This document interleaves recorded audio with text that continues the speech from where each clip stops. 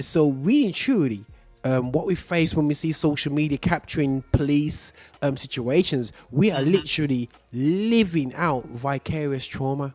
You know what I'm saying? And if we already not in a great place, social media, hence why coming off news feeds is something that's Sophie does. Sure. Affinity Extra, be extra. Hey guys, this is Roger Moore here from Affinity Extra. We're here to be extra, and we are on the Extra Edge show. And you know, got a challenge has been put out to me. Can I get even more edgier? But believe it or not, guys, it is actually traumatic doing these edge shows, because sometimes, you know, part of my journey is to get these things off my chest. And I don't know if I use the edge show to do this, but listen. I just need you guys to support us in this journey. To support this journey that we want to raise issues and how we feel. I feel like we're too quiet in church. We have too many taboos in church, and we have too many taboos when it comes to racial issues within the church and Christianity. And I want to really, really expose that as well. Not because I want to burn down any systems. It's because we need healing in our community. That's just where I'm at, man. And I got my special guest with me today. And before I go any further, you must like, subscribe, and do all them things on Affinity Extra. If you're listening on the YouTube, and you must download the app, you must support the cause and do all the subscribe stuff. I import this. I'm gonna try and work out a theme tune with that, and try and get that going, and just do subscribe, like, anyway. So I'm not get myself in trouble. But anyway, right, so I got my one of my colleagues on Music Geek, aka Sophie Smith, who is a to be honest, who's worked, I don't know what area of I don't know if it's would you say childcare services, sis? Is it all in area? Everything and social care, that's it. Social care. So I'm Sophie, also known as Music Geek, and I've got a show called Take Me Back on Affinity Extra, plug. But I'm also a senior social worker for the last 18 years. Working with children and families and throughout their system. So that's cool. That's cool. And nothing but my resident. I have to go resident, man. She's my resident go-to when it comes to mental health, man. Because Roger will just do some guesswork and she'll draw me back in because she's spent more time on this thing. But anyway, Angela, just quickly introduce yourself. Okay, so hi, I'm Angela Kumah, PhD researcher, mental health expert. What else? Christian, most importantly. And I'm Roger's go-to for mental health stuff. So sis, and I appreciate for this, because what people have to realize is that it is so hard to find Christians who are into this mental health area, but is young. You see a lot of older people young and who wants to engage with this nuance. And I think that what I love about you, sis, you're open to a struggle, different elements of the black struggle. Yeah, and I really do appreciate that. Now we're talking about black struggle, guys. My last show, guys, if you definitely need to check it out if you haven't checked it out, which is Exterminated Brutes. I watched the documentary. I know Sophie's probably have it on a December watch because she might want to be in a good place. I don't know. Have you watched it, sis? Started. Still, I can't get through. You haven't watched it? Okay, cool. So I would say it is a watch where you have to go into a dark room afterwards and just breathe in and out, because it's a real tough show. And obviously, I did a show about white supremacy in the last show. Now something came over me that we had to show is that it's very triggering. Yeah, it's okay chucking all these movies, and I'll never forget doing a course. I don't know if you guys have done black awareness courses at work.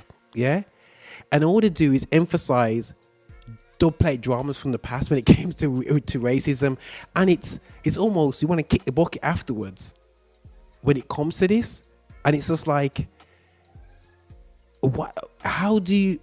Just a quick question to you guys. Yeah, when you've been faced every day about the struggles of the black person over the past 10 to 20 years, which is being exposed now, which is being put onto us right now, how have you guys navigated it within yourself in terms of, you know, your mindset, how have you protected yourself from literally going mad? Because it's generation after generation after generation of taking the ultimate mick. No, guys, there's no other way of putting it. I don't know if I'll put it to, if I come across to Roger, you need to simmer down. It's not that bad. Tell me. But you know what I'm saying? But I think it is that bad.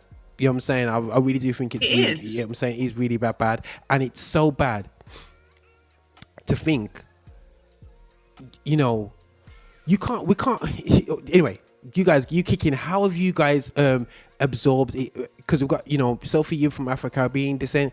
Angela, you're coming from an African perspective, and what's been brought to my light is Africa has its issues, because the reality of the show is that colonialism wasn't as a drink of tea moment as what it's been made out to be. You know what I mean? It is a total destruction of resources in Africa. But listen, we'll get to that anyway. So yeah, but Sophie, I'm gonna kick off with yourself. How have you navigated the triggers? I would say, if I go back to like growing up, I think I adjusted from birth, from positive parenting and everything, and from my parents kind of shielding information or just not sharing openly about their struggles. So it's only as I'm getting older, and particularly the last few years, that life has stood still, that we've been, as you said, we've been exposed to things. I found it really difficult, particularly the last year, with everything that we're seeing live, perpetuating things that, you know, because life stood still, we were able to kind of absorb it more.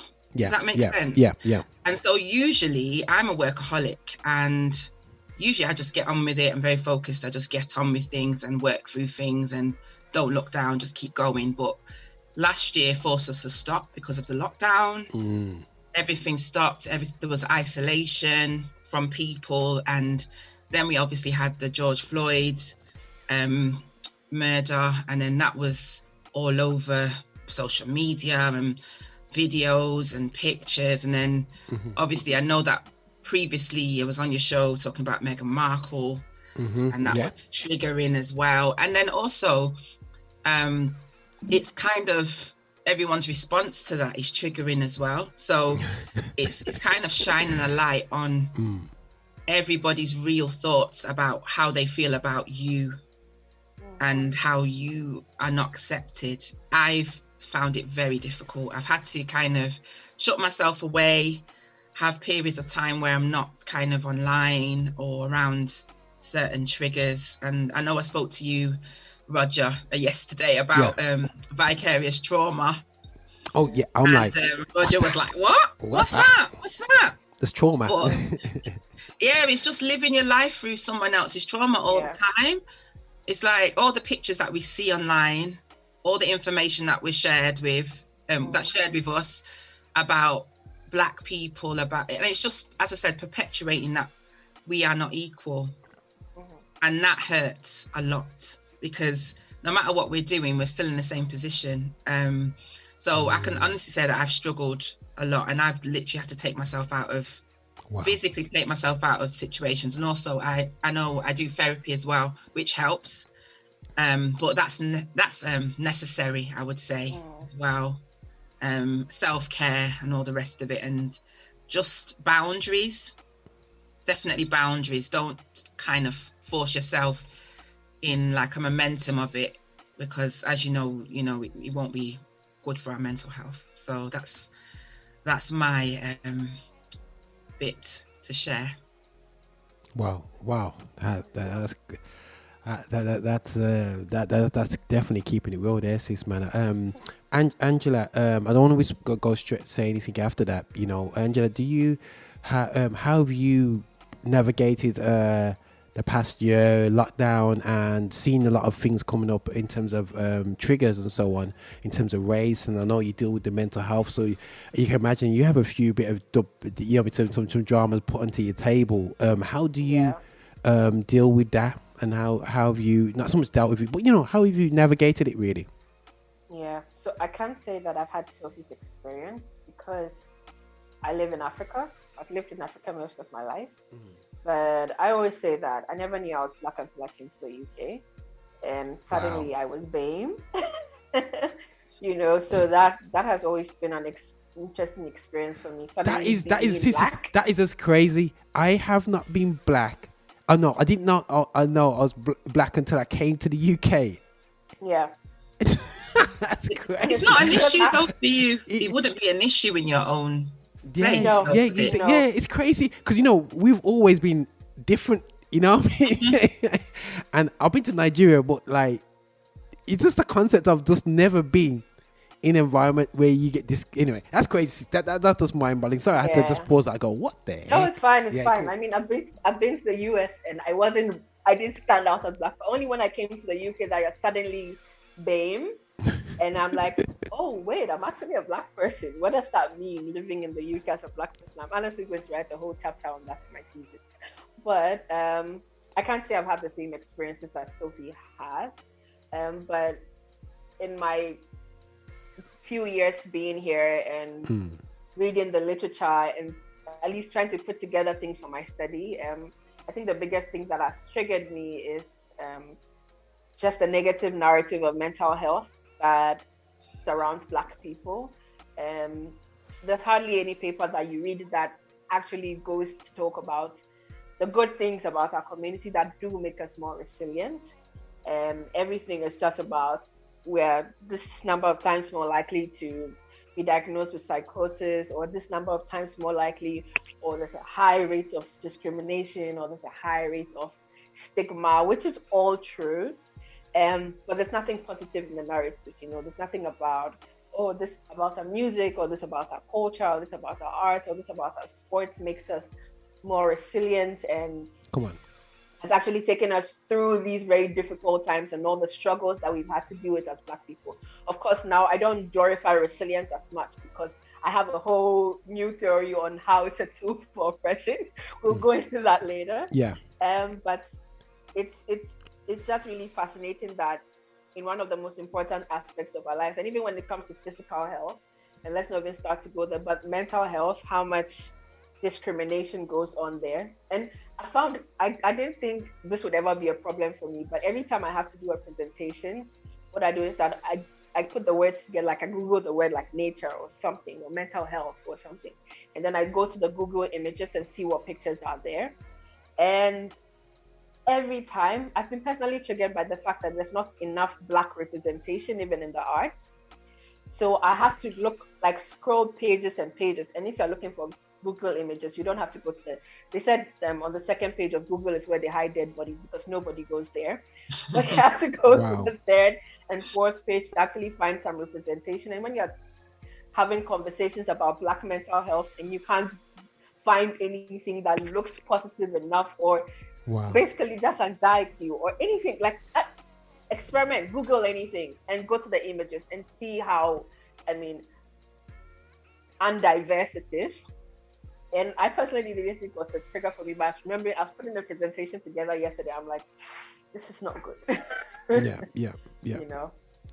No, sis, that, and I think I don't know for anybody else, but something that we've accepted this for a long time now, and I think that the movement that has happened about a year ago, as and I've said it on the station a number of times, has stirred something different in the atmosphere, but also exposes the fact that basically that in this process of challenging things, we have to be careful that we don't destroy ourselves to destroy people around us. Because it is good, and I think people are just maybe a bit too scared of what you might do to yourself or do to others, that loved ones around you, when you go on this journey of challenging something which is a generational system.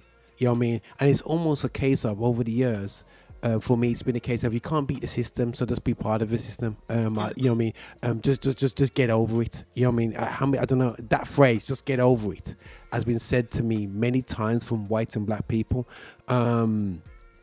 Just get over it. That that women are more likely to die in childbirth if you're black. Just get over it. That that when you go to a doctor and you mention that you're going through depression in the inner city areas, you're more likely to end up on tablets or in getting some heavy duty treatment. But if you go to suburban areas, you get, you know, natural, you go through counseling, go through the long process and get a different type of treatment. Is that by chance or by accident? And the mistrust and the stories about your uncle who got mistreated, who's had a breakdown, and it's a total different person, he never had the care. But when you see your white colleagues in there, but people go through breakdowns, they're cool. You go, hold on a second. Okay, what's the difference? So for me, it's a case of it's tough, you know what I mean? Now, guys, you know, we're watching stuff which is traumatic and really traumatic, and seeing things and Sophie, you're at work now, yeah, in a work environment, and you're seeing the end product. You know, I've been there working in homes and so on, and you seeing the way they write the referrals about the referrals now. I don't know if you know much about referrals, Angela, yeah?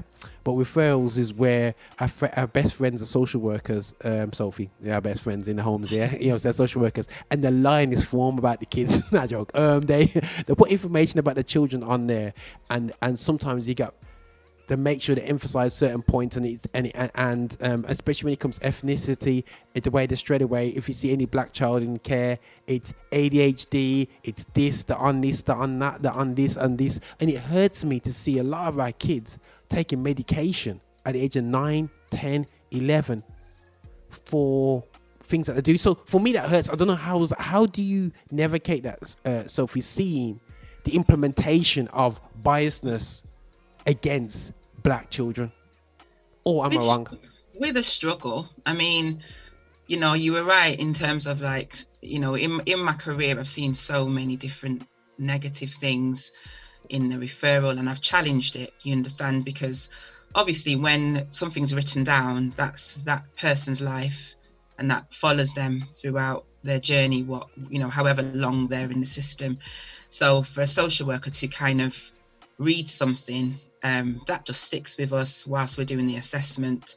You know, if it's saying father's not about, for instance, there's lots of assumptions made there. Yeah. You know, particularly with black families, I've been in situations where the question hasn't been asked about where is dad around. There's an assumption there that dad isn't around. You know, because this is a black family, or they're not working, or, you know, they've got crime or something going on.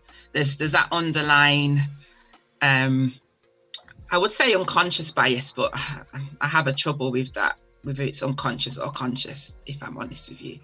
I have a lot of problems with that word. But I have challenged, you know, with struggle, I have challenged, you know, throughout my career, a lot of these situations, and depending on the scenario and where I've worked, some have stirred further discussions, some have been shut down. Wow. So, you know, I think now we're in a different place now, and with the highlight of Black Lives Matter and lots of initiatives being looked at, I think we may be turning a corner. I'm hoping it's not just for kind of talk, as it were. You understand what I mean? And whilst it's hot at the moment, but there's several examples of things that, for instance, black boys tend to get left in the system. In adoption, for instance, we have, when I was working in adoption, we had statistics about children who wait the longest to be adopted, and that's black boys. So we have to look at why that is happening. You know, what type of advertising is being done with these children, and also what information is shared about the families these children are coming from, because adopters, when they're looking at adopting children, they look at the backgrounds of families to make a decision whether or not they will pursue with an adoption. Do you understand what I mean? So for instance, mental health, that is one of the big sticklers for adoptions being delayed. If a parent, for instance, if one of the birth parents has a mental illness, it's quite off-putting for adopters to take on a child with a parent with mental illness. Why is that? Because a lot of the things is, for instance, depending on what is actually diagnosed and whether or not it's hereditary, some families are not sure whether they can manage a child that will later develop mental health traits. Can we really pin on this point now? Hereditary mental health. Now, Angela, is this a real thing, or is this a figment of the, or is this just a legal phrase for generational curse? I don't know. If it's in your family, it's in your family. Or when you got nervous, we call it nervous people. So you got some nervous aunties. That means you could pick up that. Is this a true fact, or is this another? So mental health is, there are the studies and there's evidence that mental illnesses are hereditary in some senses. Is that hereditary by environment? Is it hereditary by environment, by being around somebody with? So if that person wasn't around that person, they wouldn't know. They wouldn't have. I don't know. You know what I mean? Because I'm not saying it's wrong. So, maybe I'm not coming against the whole system, but it's just a question I'm bouncing off. That saying that when we got a mother or father who's got bit, suffers from mental health, mental illness, straight away, do we just take that on board and say, yeah, the child is always a myth? Not necessarily, but you need to understand that there is a biological side of it, and not easily dispel that, because it is a fact that there is a biological side to mental illnesses. Okay. But again, be conscious of the fact that environment does trigger these mental illnesses. So take it like if your family, there's diabetes in your family, put mental health on the same par as physical health. If you have diabetes in your family, you'll be more likely to believe that somebody down your line will have diabetes. Okay. And it may not be triggered immediately, but based on stress and other environmental factors, the triggers will come. Think of mental illness the same way. If there's depression in your family and it's gone down from generation to generation, there'll be definitely, there are environmental triggers that will trigger that depression to come back up to the surface. If a parent or a grandparent has had it in the past, so think about it, along those lines, so that you're not, understand that there is a biological side, but also the environment plays such a huge role in triggering these mental illnesses. So we can go into all the dynamics with that, but the environment does play a really huge role in triggering mental illnesses. So it's not a myth.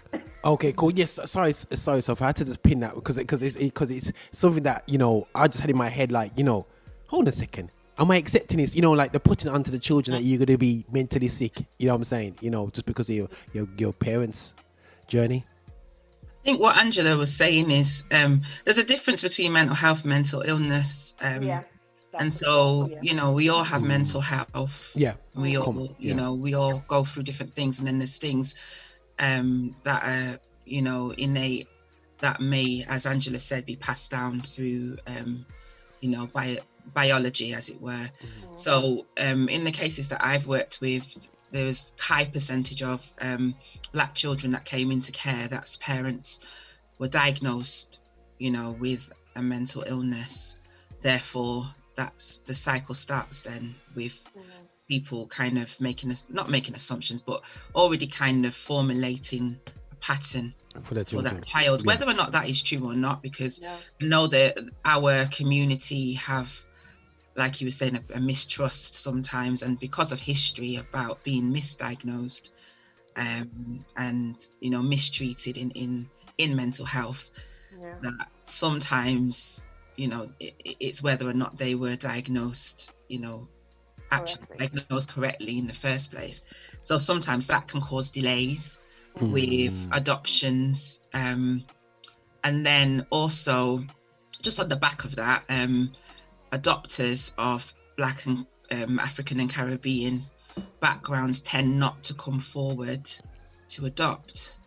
That being said, is same again, mistrust of the system, of being in the system, being assessed, being asked questions, because it's quite a vigorous assessment. Yeah, okay. Your life is basically on the plate, so everything about you is on there.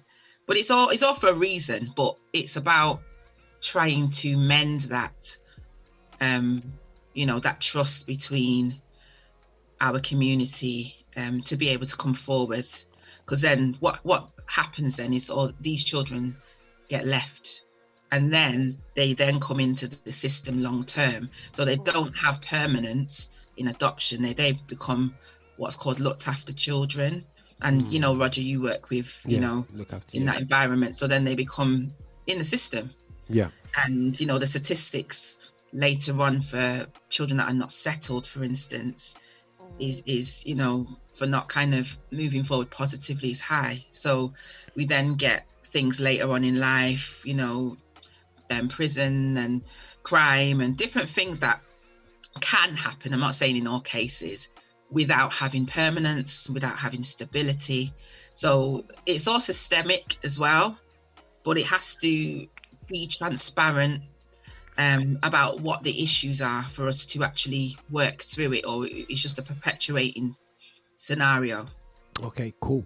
No. That's and I think that you seeing it on a day-to-day basis, it has to take its toll on you. It's okay for me to be getting triggered from watching Exterminate the Brutes and watching films and programs. I actually, by the way, purposely don't watch certain programs. Yeah, there's certain films that you probably watch. You've never watched that. You serious? There's a new program called Monster on Netflix, and it's about a young lad who unfortunately ends up being put in prison and being over just getting wrong with the involved wrong card. And I said to my friend, I ain't watching that. I mean, I could put me through there's a certain amount of time I have to conserve and put myself in certain environments and take them racial truths and how the system has come against us. Now, obviously we're in the system and we see a lot of negative things. Now, working in mental health in a capacity in the UK, Angela, are you seeing the government? Are you seeing change? You know what I'm saying? Are you actually see? Because as they're doing a great job on BBC TV, the changes. It's fantastic watching all these programs, yeah. But on the ground level, are you seeing change from the system perspective? You know what I mean? Or are you seeing awareness more than change? I can't say fully how much I'm seeing because I only see things from behind the screen at the moment. But take the race report, for instance. I don't know how much change there is there. It was very disappointing for that to come out because they could just pick the whole group of people and call them liars. Yeah. So that's still very hard for me to comprehend. It sounds like the Ghanaian government, actually, the Nigerian government, that said a monkey came and stole some money that was supposed to be used for some project. So it's that absurd, So I mean, I may not be watching the BBC programs and see what is actually going on, but I don't think there's actually great change being made. And I think because we are still sort of stuck in the COVID era, maybe after we get out a little more, we'll see that.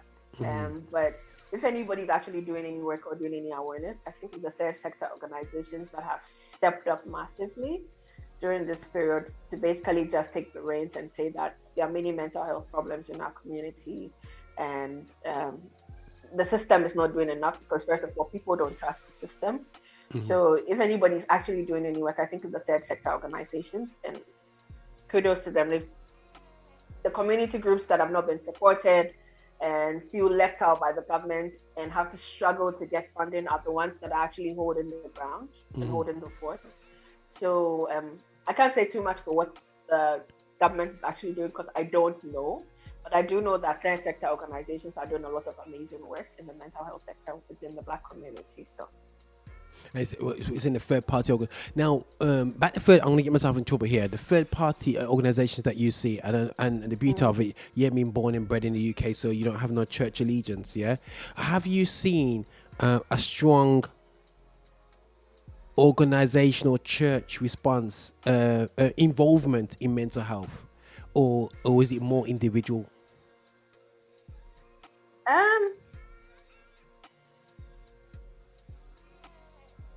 I've seen a couple of things, more on the individual basis. I do know that when the George Floyd thing happened, there were a lot of churches in Birmingham that came together and had conversations about it. But beyond that, I can't say that I've seen too much collaboration, which I think we need to do a bit more, because if we are all the body of Christ, then we must come together to have a conversation about these things together, rather than in isolation. I mean, of course, we all have our doctrines and we all have the different things that we believe or preach, but when it comes to mental health and well-being, it's the same goal that we're supposed to be reaching. And these are conversations that we need to have more often. We talked about faith and mental health on our podcast already, Roger. Yeah. And I don't know how many people have engaged with that, but in my small corner, I'm not seeing any major changes. Maybe you are bigger on the church scene, Sophie and Roger, so maybe you see more. My goodness sake, I don't know if Sophie wants to respond. I don't know if Sophie's face gave it away, and I love the way that Angela pauses for about 5 minutes before she responds when it comes to things. But it's and if any pastors are listening, I think that what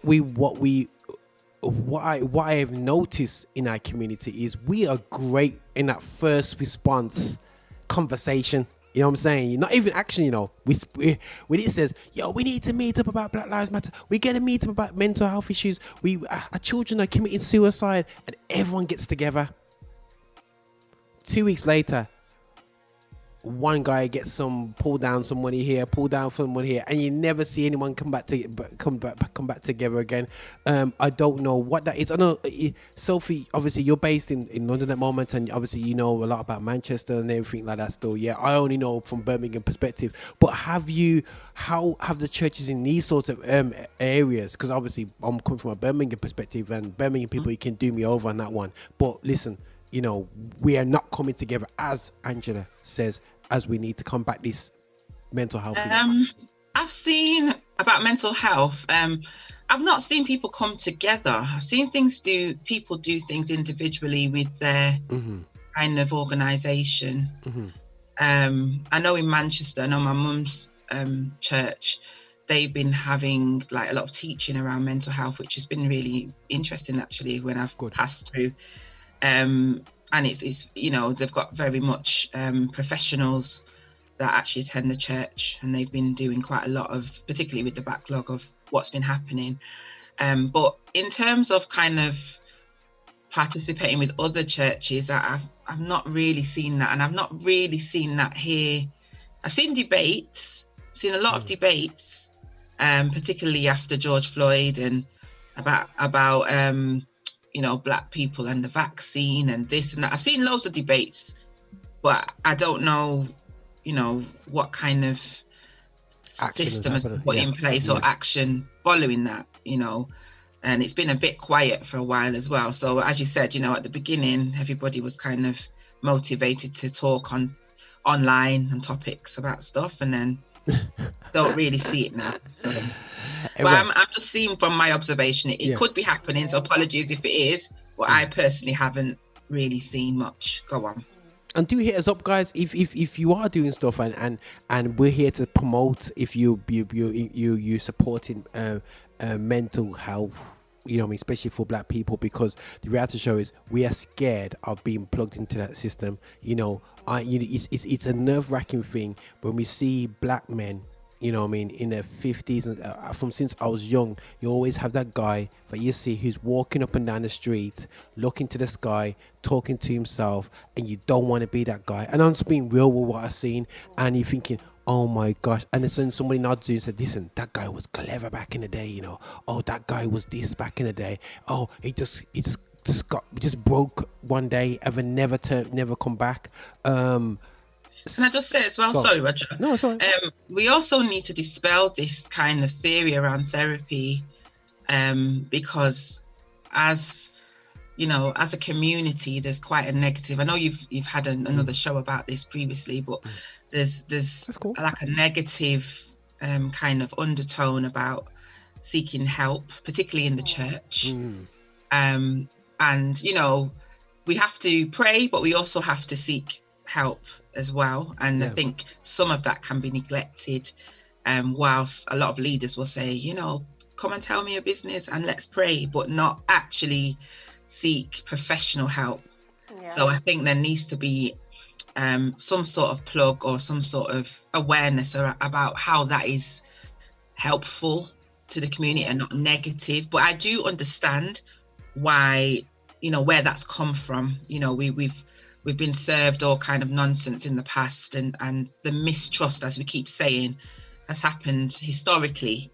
So it's kind of like undoing that for people to want to then engage in therapy, as well as pray, as well as, come together as Christians.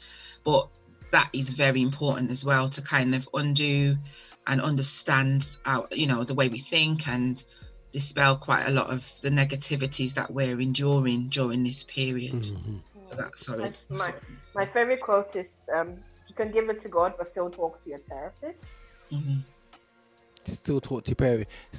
And you know what? That's scary because it's not scary. That's very, very, very, very, very good. Because growing up, you're seen as a weak Christian to go to people seeing a shrink. Oh my gosh, what about pastor? You know what I'm saying? And then there was this big massive push drive towards, I don't know if you saw noticed Sophie, in the early 2000s and late 90s, there's this drive to have trained counselors that go on 6-week courses, and they're coming to church all trained up, ready to counsel you, get you through your low period in church and whatever. We just always wanted to create a environment of, we'll take care of your spiritual well-being in this place, and nobody else has an input into it, because if it's from outside, they don't see it as valid or negative. I don't know if that came across for yourself, Sophie, as that. I think what people understand is that a lot of therapists there are therapists within the church.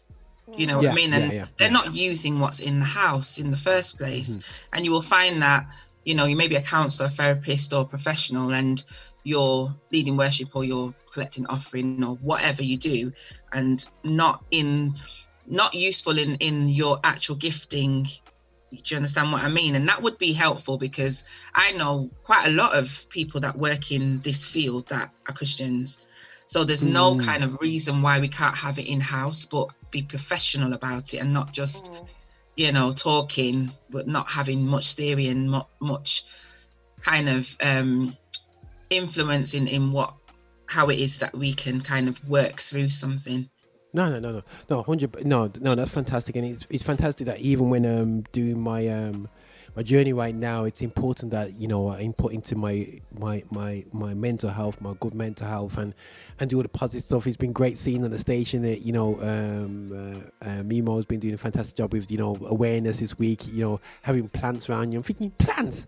Hold on, plants around me. You know what I'm saying? Like, wait, some bush around me. You know what I'm saying? Like that, man. Like, when you go to your grandma's yard, I don't know for myself and Soulful, and you go back to your mom, and about 5,000. There's like tropical plants in the house. You're going, listen, why have you got 5,000 if you got cactus? Why have you got a cactus plant here? So you don't have to water it anyway. So yeah, plants is like nonsensical to me. But then when you had a Nicola in a house with it come like a jungle, like girl, like but you can imagine, good vibes, going for walks every day, all these little things. We used to laugh at people going for walking a dog, but then people are healthy, and the more we keep moving and keep focusing, it's real important. So all these good things happen, to help, get through. It affects us being seeing the racism, seeing the things out there, and seeing negativity. And the problem is, where we're meant to go to, we're scared of as well, because we've been told that, hold on a second, the system that wants me dead wants me to come and ask it for help, and some people will say, get over it. No. It's not as simple as that. Now, that's a problem that you're facing right now at the moment, Angela, with now, just to give you insight, Angela's doing a fantastic PhD stuff and whatever, and she's now trying to put it out with people to fill out a survey, a simple survey. Is that, correct me if I'm wrong? It's not a simple survey. Oh, it's not simple. Oh, okay, cool. Like an interview. Okay, so it's a survey, it's a questionnaire, you know what I mean, to help support in the area of in the zone in Birmingham, and the response has been interesting. It's not been there. So, Angela, can you surmise why isn't people in the middle of in the inner city of the Midlands in Handsworth area scared of communicating to the mental health team? So I just said it straight like that. I wonder why. You know what I'm saying? Why are they struggling with having the Mary Seacole, hence what we call All Saints right in the middle, and Winter Green Prison just next to each other, saying we're ready to eat you up. You know what I'm saying? You feel like this form one, you go in there, mate. But anyway, I'm not just saying, I'm not making it awkward, but go sis. Yeah, I suppose back to the whole mistrust of the system and being aware that Black people have been over-researched. Mm-hmm. And as I said, when you start to read the mental health literature around Black people, it's all negative. So nobody wants another study that just comes to ask you why is there stigma and why don't you talk about your mental health and stuff like that, which is not the way my studies are, approaching anything at all. So it's just that mistrust that has been built over such a long period of time. And you find that, first of all, when you're about to research the Black community first, we are called hard to reach communities. And I've been trying to is it that we're hard to reach or we're hardly reached? Finding the balance between that as well. And why are we hard to reach? If we feel like our community is hard to reach, why has it gotten there? Because I'm a Black person doing research in the Black community, but even I am struggling to get responses. But of course, it's mental health, and people have had to talk about mental health over and over again, and nothing is actually being done, or they don't see any community outcomes, which I've been trying to change by actually working with community partners and having Councillor Hamilton, for instance, endorse my study and say, please take part in Angela's study, all of that, to go those lengths. And if we have to go to these lengths to be able to get people to basically just come and talk about their mental health. But even from a perspective of resilience, because that's where my study is going at, using a storytelling method to have a conversation about resilience in the Black community and how our culture and our arts and our sports have actually facilitated mental health and well-being. Yes, a bit of conversation about what the community groups have done and how going forward it can support cultural sensitivity and service delivery, especially with our smaller third sector organizations or voluntary sector organizations, because I have come to understand the fact that we don't trust the system, but we do trust the groups that are within our community, like the church groups and the smaller Samaritans and the minds that are actually supporting mental health. So how do we want these services to be more culturally sensitive? That's basically what my study is talking about. Wow. I've been trying to recruit 24 to 30 people to have a conversation. And it's been hard. Yeah. It's been hard. So, maybe the wording, because you still have to try to balance between academics and what the everyday person wants to hear. It may be an issue of semantics, which I'm still trying to work around, but I'm constantly trying to work around it. Because this is important research to me and to the whole community, and I think it will be so relevant for changing the narrative that once we're able to talk about our mental health from a more positive perspective, where nobody's blaming us for the things that are happening to us, and nobody's saying that it's your fault that you're psychotic, or it's your fault that you have depression, or it's your fault that you're anxious. People will be more willing to talk about their mental health and actually say, this is actually something I want to talk about. Therapy is actually something I want to take part in. My therapist has to be a Black woman or a Black man who understands my perspective and is culturally sensitive to my needs, then I want to be able to take part in whatever you are doing and contribute to that. So Is it I know we had a conversation before with Anu. I don't know, obviously I'm not asking for a full-on description, Sophie, about your side in terms of therapist-wise, and I feel with what Angela's saying, but she said that, she specifically asked for, I want a Black, people asking for Black therapists. Is that something that is important to yourself? Do you think that that's important? I know it's how it's important to others. It wasn't at the time when I needed it. I got somebody that was available at the time when I needed it, and we just gel. So I haven't really had to change, but I do understand the perspective of why it's necessary, why people feel it's necessary to have somebody that's representing them, whether it's a Christian Black woman, for instance. So then you're not tending to kind of they can kind of understand different perspectives as you would be able to. But in my situation, I haven't had that, and I'm fine having a non-Black therapist. But I do understand other people that would choose it and why they would choose it.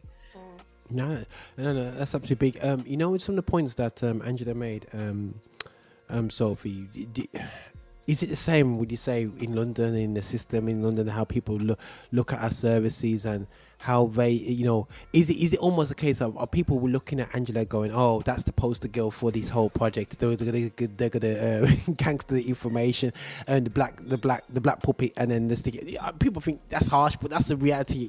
I don't know, that's how it feels like. Yeah, I think there's an element of conspiracy theories because of mistrust, and it's all because of things that have been perpetuated over the years, things that have been promised and never delivered. And then it's like, here we go again.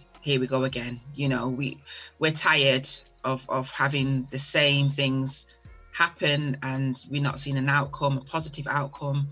So yeah, that is where I am. It's definitely like that as well. It really takes a lot of coaxing. So even in my job, for instance, to even work with families, we get a lot of resistance, you know. Social services get a lot of resistance anyway, but it's kind of that mistrust of what are you here for, what do you want to know, and then automatically there's lots of clamming up, not speaking, which then in effect can sometimes trigger more detrimental outcomes for that family because they've not been open and honest. And then you will find down the line that things shouldn't have really escalated the way it should have had they had been honest from the beginning. But then you have to understand why they're not being honest and try and systemically, because we talk about systemic practice, systemically looking at the makeup of that family and understanding how they tick and why they do the things. It's that kind of attention to details that is necessary when working with people in the system, that we, in order to get a positive outcome, that is. Wow. And guys, you know, having this conversation there, it just feels like we are not it's incredible, you know. I'm just gonna put it out there. If we come into the biggest, there's two massive things that's happening right now, I believe. Two massive things that could cause another resurgence is the actual sentencing of the George Floyd killer. Yeah. The police officer there. If that sentence goes into lenient mode, we will see a second wave.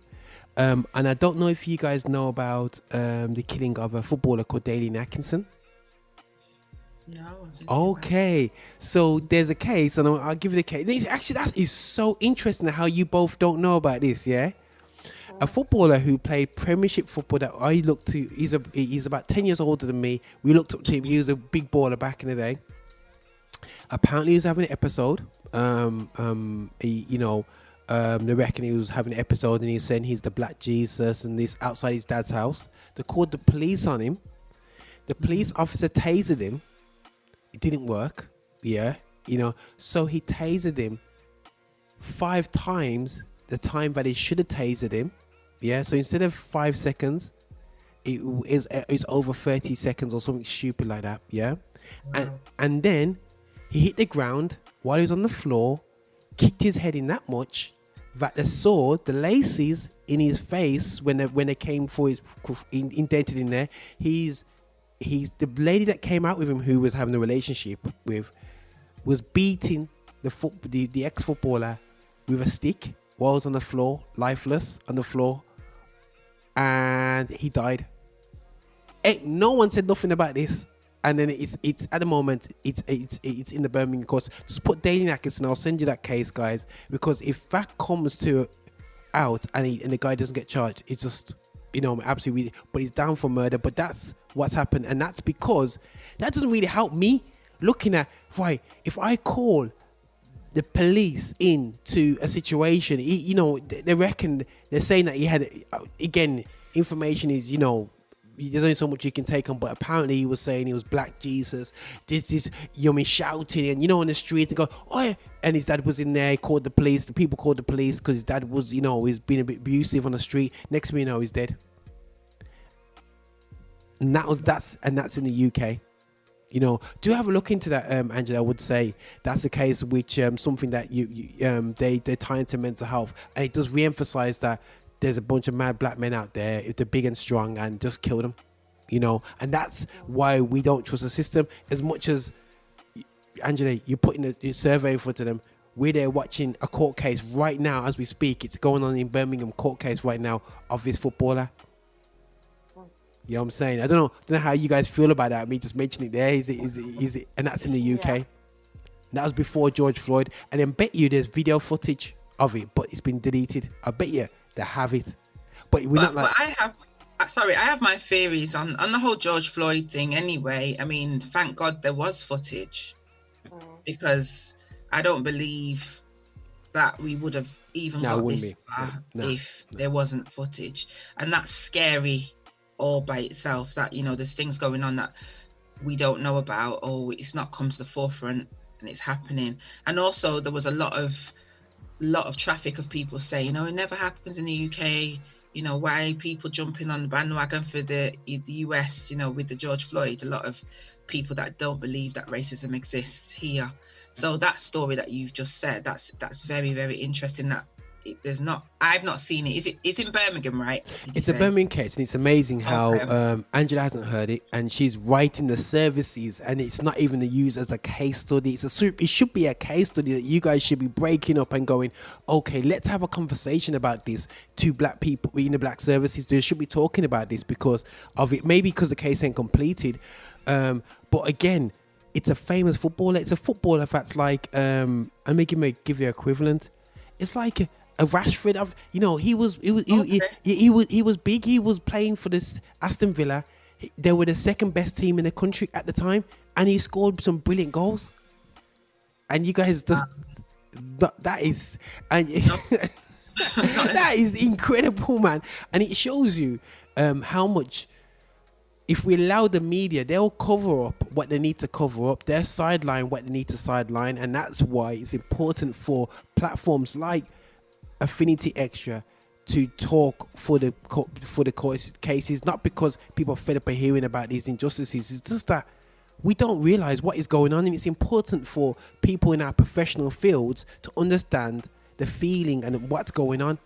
You know what I mean? And it's a sad case, but unfortunately it happened before George Floyd, because I believe if it happened afterwards, they would have been kicking off all over the place. But it happened then. So do check into that, guys, and I will send that information into you, because I do believe it's real important that as black people in the UK, sorry Angela, you're black now, sorry, so you know me, that's cool. Yeah.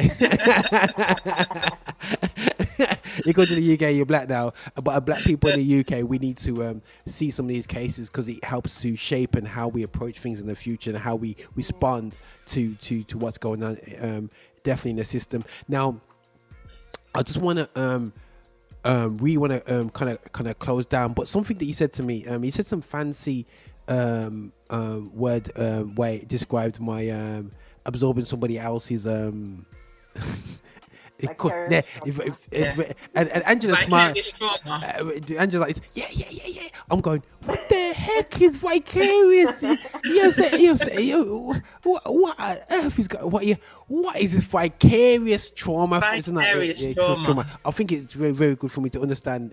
What is it? What is it from your perspective, Sophie, and then Angela? Yeah, I mean, Angela might be a bit more technical around it, but I just see it as you know, living trauma through somebody else's experience. So we're constantly, like I was saying, an example of being given information about the trauma of George Floyd, for instance, constantly seeing it online, constantly being sent things on WhatsApp. And you know, you get these people that just love bad stories and negative things that are, you know, constantly going through the system, and you're absorbing it, and so then you're grieving and you're feeling some traumatic way around that. So that's what I believe vicarious trauma is. I mean, Angela might have a different view on it. So I'm just googling what do you call it, the meaning of vicarious, so I don't get it wrong. It means that something that is experienced in the imagination through feelings or actions of another person. So in psychology, we talk about vicarious learning. So you learn because you're imitating somebody else, or you're seeing what somebody else is going through. So exactly how Sophie has put it, because we are constantly inundated by all this social media stuff, and on Instagram, on Facebook, on Twitter, everywhere you go, you constantly see the videos. You suddenly start to experience the trauma that the person that you're watching is facing. So I remember watching When They See Us, and suddenly being, just really being mad about a lot of things, even though sometimes I feel like, okay, I'm a bit of an imposter because I can't exactly sit with the whole Black experience. When people talk about the Black experience from the UK or the US or, other European countries, I don't have the full experience. Sometimes I feel like I'm an imposter having to have those discussions. But I mean, then I could feel the pain of all that they had to go through. And I mean, understanding the psychology of how, the stories were implanted in their heads and how they were. So I was just like, this hurts so much. This hurts so bad. And that's vicarious trauma, that you are seeing what other people are going through, and then it's affecting you negatively as well. I mean, it's beyond empathy. You can be empathetic or sympathetic to someone, but you're actually, this time around, you're sort of like in the person's shoes and feeling it. Yeah, you're living it, exactly. But what, Angela, that's the reason why I have not watched that. Yeah, no, same here. I haven't watched. No, I've not watched. No. I'll be honest with you guys. I haven't watched that. That's one of the ones I haven't watched. My mom told me she was shook by it, and my mom said to me when she watched it, she said that, Roger, I understand why you're so protective over your sons. I don't need to watch it. When she said that, I said, don't even know. She said, she just gave me a little bit of synopsis of it, just like a quick review of it. I was like, nah, don't take me there. And do you feel that what is it? Vicarious? Vicarious. Sorry, I do have a pronunciation of a Jamaican. Vicarious. Was it vicarious? What was it? I got to talk all posh now. Vicarious. Was it trauma? Trauma. Yeah. Okay. So really truly, what we face when we see social media capturing police situations, we are literally living out vicarious trauma. You know what I'm saying? And if we already not in a great place, social media, hence why coming off news feeds is something that's Sophie does. Is real important, and so ultimately our community is really having to suffer from this vicarious trauma situation.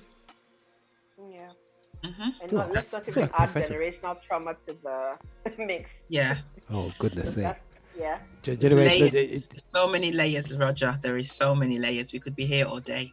Wow. So guys, vicarious trauma, I think that just on what okay, we talk about having plants around us, or good things like that. I think avoidance, what Sophie you've been through, you don't put yourself in positions where you're going to trigger it even more. I think it's good for us to digest it now, and I think it's a very good thing of picking and choosing what we watch as well. As much as it's very informed and very good, I haven't watched all the slave movies out there. I may talk a lot about slavery, but I don't watch all of them because my first experience of that was watching Malcolm X as an 18-year-old. No, 16. First movie, going out with my friends, because I went to white school, so I got black friends now in college. So like, yeah, I'm cool, man. We're gonna go watch Malcolm X. Wear the baggiest clothes to the Malcolm X now in the cinema for 3 hours. 3 hours. Come out Malcolm X, and I have to catch bus to an area which had BMP, KKK over all the shops. That's where I lived. Yeah, really white area, and That was my first experience of vicarious trauma, looking at the experience of what Malcolm had to go through, 100% there. And I think it's good to pick and choose what we watch 100% and shut down stuff. Now, Angela, what does the textbook say about how to avoid it, or is it something that we can't avoid? No, unfortunately, because we are human beings and we live in an environment where people are people. But you can set boundaries for yourself. And boundaries are really important. Like the way you set boundaries where you're like, I'm not going to watch these things because they trigger me. And they're going to put me in this really dark state that I don't want to be. It's not exactly avoidance because you're still engaging with the topic and the conversation Evasion, as you are doing now. But you know what's what do you call it, what hurts you. But in dealing with these traumas, I always talk about in any form of mental health, whatever it is, when you have to face things fair and square, do a SWOT analysis. And a SWOT analysis is doing an analysis of your strengths, your weaknesses, your opportunities, and your threats. Okay, and it's more of a business or project management organizational model. Yeah. But when you do a SWOT analysis on yourself, you are more aware of who you are. You're more aware that, okay, this is my strength and this is what I'm good at. This is my weakness and this is not what I'm good at. These are the opportunities that are available to me at this point in time, at this stage in my life. And these are the threats that stand in the way of these opportunities. When you are able to identify your threats, directly you can identify your triggers as well. And then you know what to avoid based on the strengths that you've already identified. Yeah. So if you know that you have a good family system, for instance, or you have a really good support system, but you know that one of your threats is that you work in a very biased or racialized work environment.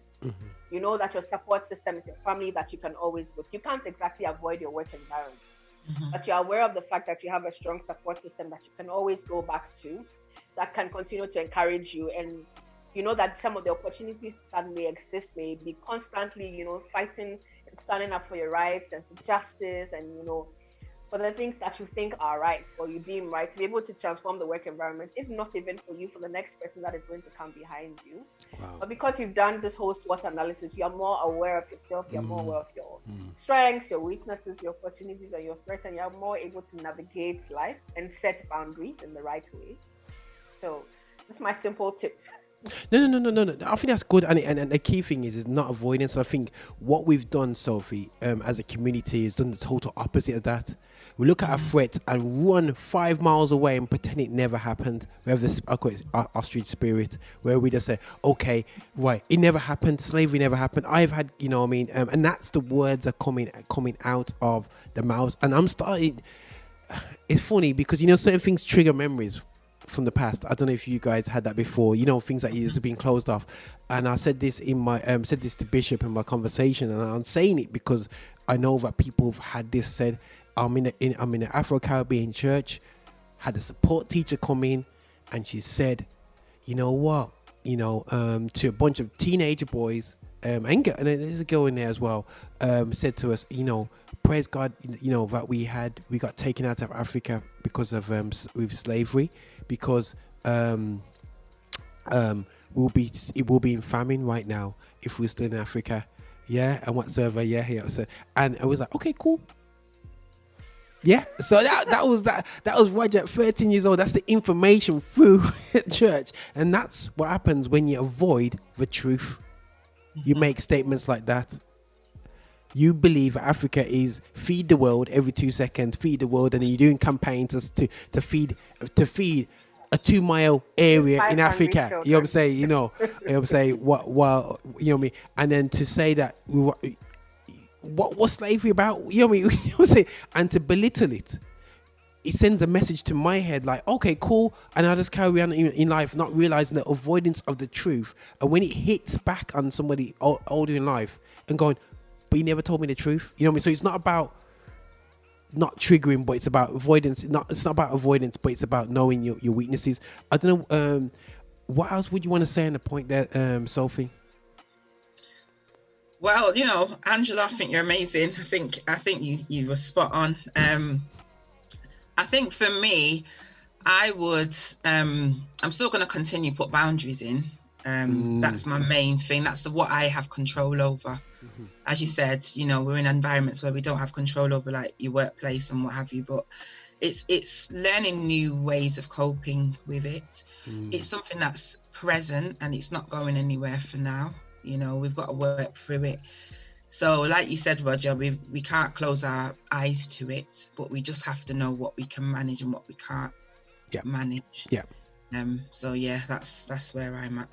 Totally great. And eat good food mentally. Yeah, you know what I'm saying? If you want, you know what I mean, eat good, you know what I mean, eat carefully, you know what I mean, don't OD, you know what I'm saying? The balance of information. If you look at the information coming into, you know, I don't know, I know Sophie can raise a song for us, but when you said watch your eyes, what they see, you say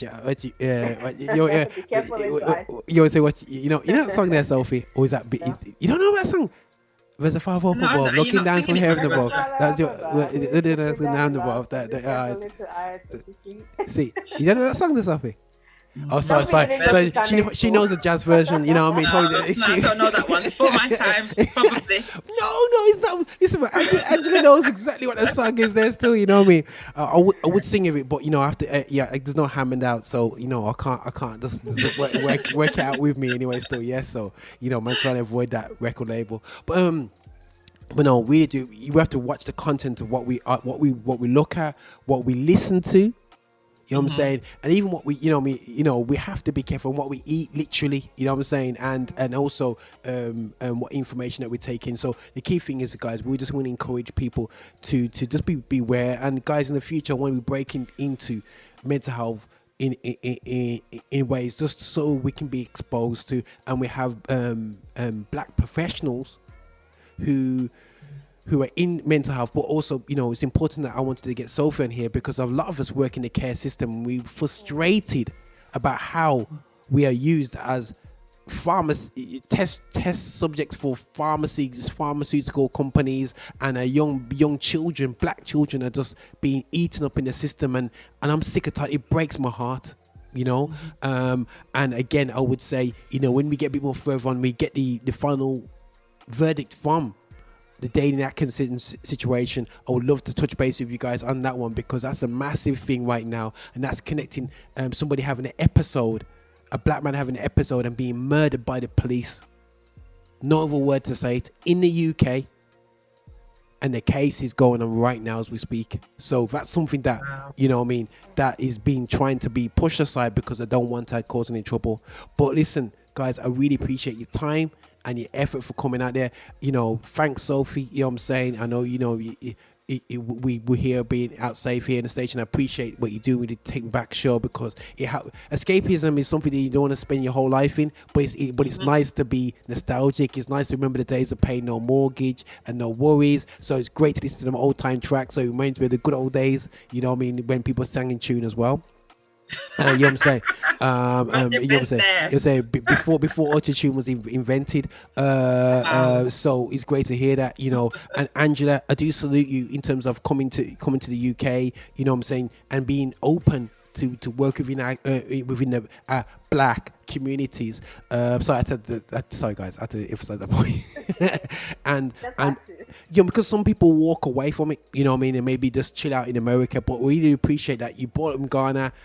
You tasted America, but you come over here. I don't know why you here. I don't know why you love the weather here. God brought me. Like, when he sent me, I go. Okay, amen. I know what you know what I'm saying. I know what some people say. God, call me for this place. I'm going to Florida. Yo, get paid for this stuff out there, man, and get some sunshine at the same time. But no, we do appreciate you know, you know, your input into the station. And as a Christian, really, it's important for us to have this dialogue out there, man. So guys, thanks again. Anyone listening in, you know, any information out there, what would you say as a quick, Angela, what's a quick go-to for anybody who feels like they just need to go get a bit more information about mental health?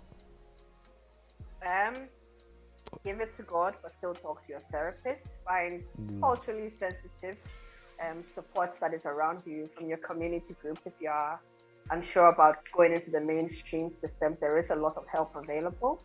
So don't be silent. There's help available. There's a lot of help available. Brilliant. Guys, thanks for coming in, logging in, guys. Listen, man, do the likey, do the subscribey thing that we do at the end of these videos. I know it's been an interesting blog. I've always got problems naming these videos, but anyway. But listen, this is about health. We're about supporting positive image of Black mental health, 100%. God bless you all. God bless. God bless you too. Thanks for having us. Bless, man. Bless, Lovely man. meeting you, Sophie. You too, Angela. Yeah. Visit us for updates and shows at affinityextra.co.uk.